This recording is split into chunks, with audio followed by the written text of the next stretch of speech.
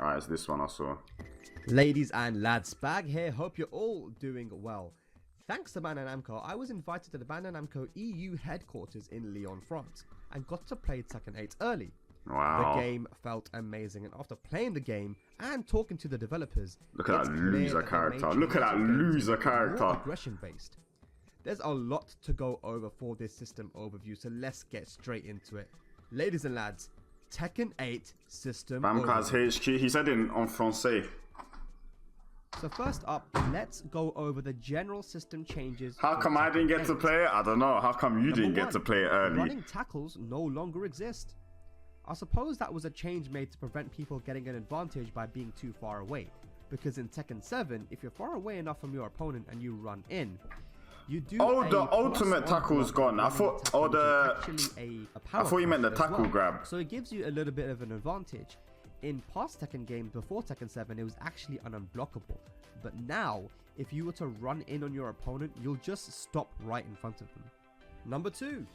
Forward into hold forward actually makes the character run now. So no more instant. Bit weird for me to get what? Used to first. No skill for instant shining wizard and instant running. It doesn't make it possible to do instant running. Okay. I think this was just a change to allow people who are new to the game to perhaps be able to get in much easier. So forward into hold forward. Look at that bitch get kicked. Run. Number 3, wall bounces no longer exist in Tekken. What? Now this is from what we saw. We played a lot of different characters and it doesn't seem like any of them had. Hold on, let me see this damage. This is from what we saw. We played. Bro, did you see the damage of that DSS forward 3? No longer exist in Tekken. Now this is from what. Well, I guess it is DSS forward 3. It doesn't wall bounce, and it done, what's that, 40 damage? Played a lot of different characters, and it doesn't seem like any of them had wall bounces. Now wall bounces not enough damage. They got more HP, no? Back in Tekken 7, and then eventually everybody got one, but I don't think they exist anymore in Tekken. Next no, they are in Tekken. It's only on certain walls, no? No longer knock you down, even on. Wall bounce is only on certain walls, no? They shown it in the trailer. That fucking Jack stage, the Jack and King stage, and the one Nina got announced on. That stage has a wall bounce on it. Counter hits. This is a huge change made to prevent players being scared to approach. What did he say? Sorry. This is Get up kicks no longer knockdown. Made to prevent players being scared to approach the opponent on the floor and be more aggressive. I'm personally happy with this one as I got hit by these a lot. So you're not going to be knocked down anymore. Not going to be launched by running into a get up kick. No counter hit, get up freeze. The next one is a massive. The fuck am I meant to do? Block? Maybe even the biggest. Magic 4's no longer. What the fuck? What is that? Oh my god. On counter hit. Okay, if this no, I better not see. Is he talking about Jin Magic 4 as well though? Because that's 13 frame. This is a huge change. Okay, yeah, Jin's doesn't. So I better not see any more moves like Steve back one, Miguel back one, Armor King back, all these stupid hand hitting. None of them better counter hit launch as well. Magic 4s have always been an incredible answer to aggressive play, and now they've been changed. In order to get a Magic 4 counter hit launch, you now have to commit to a full string, like Law's 4-3. Oh, so maybe Lee's Magic 4 string is just 4-4, which means Lee is OP. That puts you at risk of getting ducked and launched. So there's now more risk to throwing out a Magic 4. Now I don't know how you're gonna feel about 4-3-4. this. Some people will be happy, some people will be upset. But this will definitely. I mean, if it is 4-3-4, if you have to do 4-3-4, that's not good because 4-3-4 fucks up a lot on counter hit for no reason. Definitely force a player to play more aggressive and actually encourage them to play more aggressive. You're no longer scared of getting hit by an 11 frame, 12 frame counter hit launcher. You can throw out those down forward ones. You can be more aggressive. But 4-3-4 is safe. Too badly. Now this one is gonna shock you. It might actually make you laugh as well because it made me laugh. Right, here we go. Rage arts are now minus 13. Wow. Yes, you heard it correctly. Nice. I got spoiled Rage by the arts chat, are so I no can't be longer surprised. punishable. Let me pretend Now, to be this is surprised. from what we tested with some What? That's only minus 30. and I don't know if this is going to remain the way it is, but definitely It's fine. I got acid rain Pepilov. If Lee's in the game, I've got acid rain Pepilov, so I do the highest damage. 100%, no mistakes. Rage arts were not launch punishable when we played the game, so I wonder if that is again a change they've. That is stupid though. They should be launched. Because if you just wait, it must not have armor or something then, because that's ridiculous. Punish too hard for it. Either way, Rage arts still do a lot of damage, and yeah, they're not going to be punished too heavily now. The next change is a small one, but it's still quite significant. Armor. Spring kicks no longer knock you down on hit. And I think this makes sense now given the other changes because, as you know, is it plus they've though? already nerfed get up kicks. That didn't look so plus. They're nerfing spring kick as well. They really want players That, to be able to oh, maybe it is plus.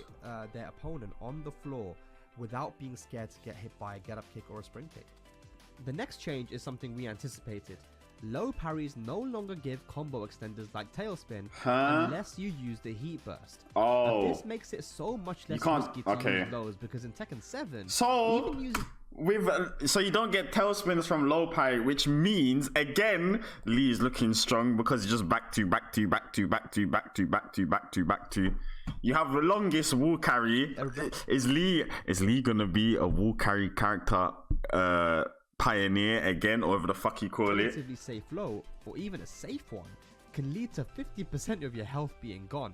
So this is definitely a welcome change. Now this one you guys already knew, but chip damage now exists back to Tekken, but it leaves recoverable health.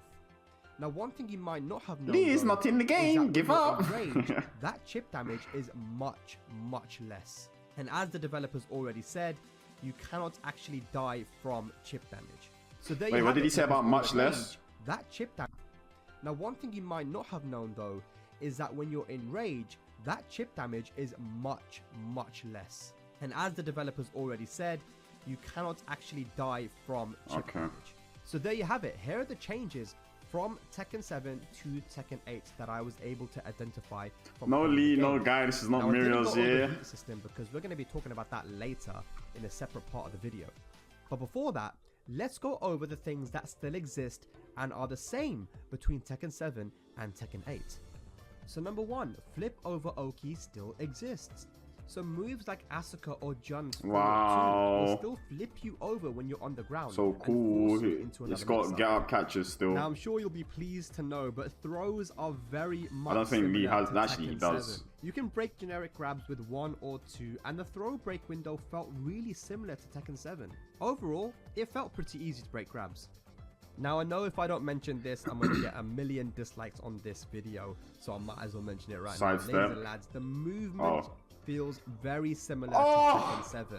No! Like, it felt very fluid, and it might be either the same as Tekken 7 or even Okay, maybe it feels the same, but please do not give these characters that have 1,000,000+ frames, like fucking Dragunov or some shit, decent side. Like, I can't be living in minus city 24/7 and have shit sidestep all the time. Like, I can't have below average sidestep and have no offensive, especially in Tekken 8 where the whole game seems to be offensive only. Better. I noticed that some characters still had different backdashes, but in general, the movement felt good. And I think that if we want to know if it is actually better than Tekken 7, we'll have to wait and do some framework, see how the backdash is and see how the sidestep is and everything. You can just back forward, relax. It feels really good. Next up, combo extenders are still a thing. Now Tekken 7 combo extenders were from moves which had forward momentum and was called the tailspin.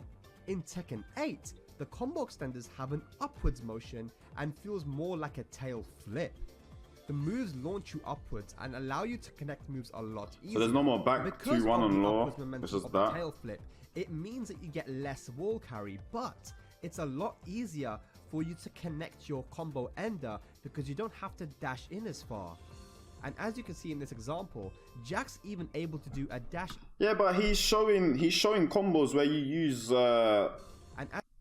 when you use the tail flip or whatever it's called so As early. you can see in this example, Like, this is trailer mode tier combo, no? Jack's even able to do a dash into up 1+2 to get a wall splat. Maybe that's optimal for that range where the wall about is. This tail flip though is that it actually works at the wall, similar to Tekken. Oh my, is that what it was? So, Jesus Christ, oh my God. Fam, if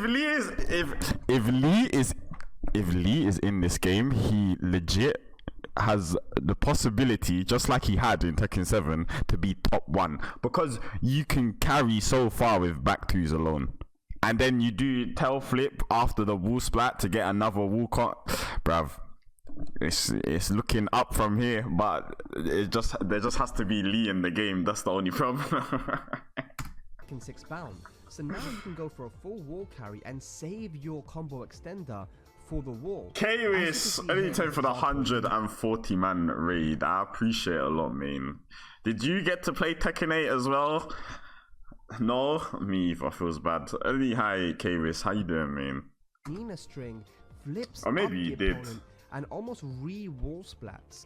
In another Of course example, not. you see a wall get a wall splat and use down to 3 as a tail flip to get another higher wall splat. However, this does count as an extra wall hit, so getting the 4-3 into DSS Dragon Cannon actually didn't work here. So that means you'd only get back 4, up back 3. In Tekken 6 you had the bound, which gave you downwards momentum. In Tekken 7 you had the tail spin, which gave you forward momentum. And now, in Tekken 8 you have the tail flip, which gives you upwards momentum. Finally, power crushes are still in I the love game. power crushes, now, power man. crushes have been described as being a very good answer Minus to 15, dealing with please. heat pressure, as you can see in the example in the video. We still don't know what the properties of these power crushes are in terms of when they activate and all the kind of nerdy frame stuff about it, but they are That was just still in the raw game, forward and they free. do have a lot of utility, so be ready to learn what your character's power crushes are, because I think Intermix up, oh my. So there you go. That's more or less all the similarities between Tekken 7. Yeah, and exactly. Tekken 8 That's not power normal, system. right? That must be Now, some let's exclusive talk about shit. the heat system. Power crush into heat. The heat system is a period of an extendable 10 seconds where your character has access to multiple strong offensive options. I'm going to be talking about 2 main subjects here to break this down. Number 1, how to enter heat, and number 2, heat energy. The 2 main ways to enter heat are heat engager and heat burst. Starting with heat engagers. Heat engagers are special moves which automatically puts the player into heat and runs at the opponent to get a significant advantage. Wait, what does he mean? So Death Fist will just always... Oh, that's a different Death Fist. Everyone was thinking. This just auto puts you in heat and you can't not get in.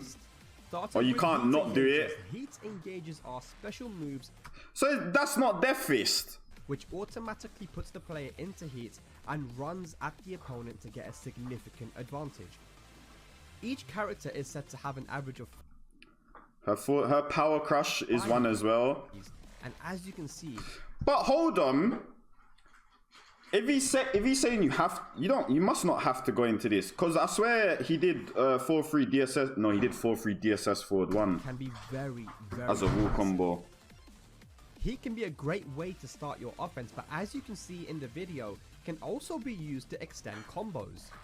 An important detail about heat engagers though is that they're only going to put you into heat if the moves hit.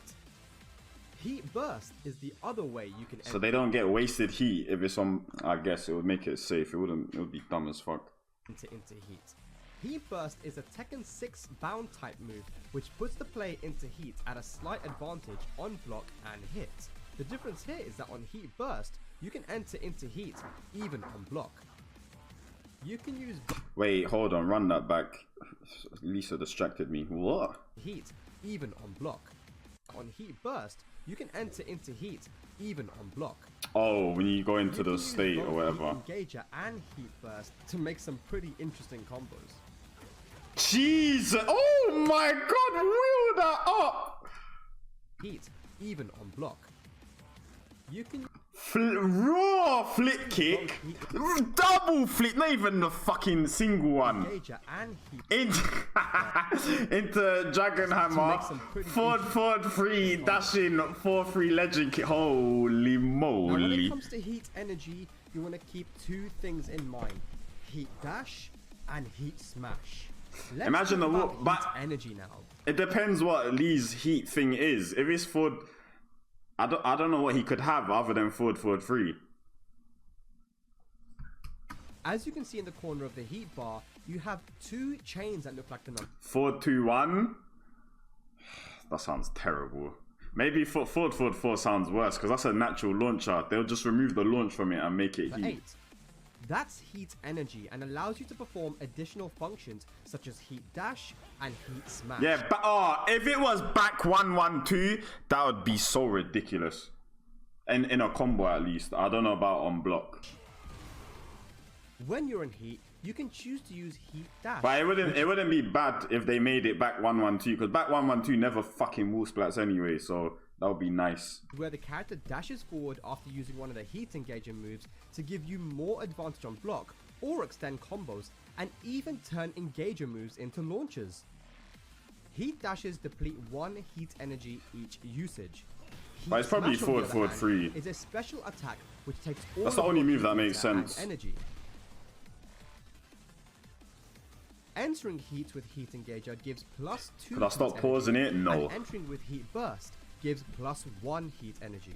Heat lasts 10 seconds but stops depleting while you're attacking, blocking, in the air, or if you're being attacked. An important detail about heat also is that when you have heat and you attack, you will be gaining back your chip damage on block and on hit. Yeah. Another interesting detail is that there are chains around the character avatar when heat is available.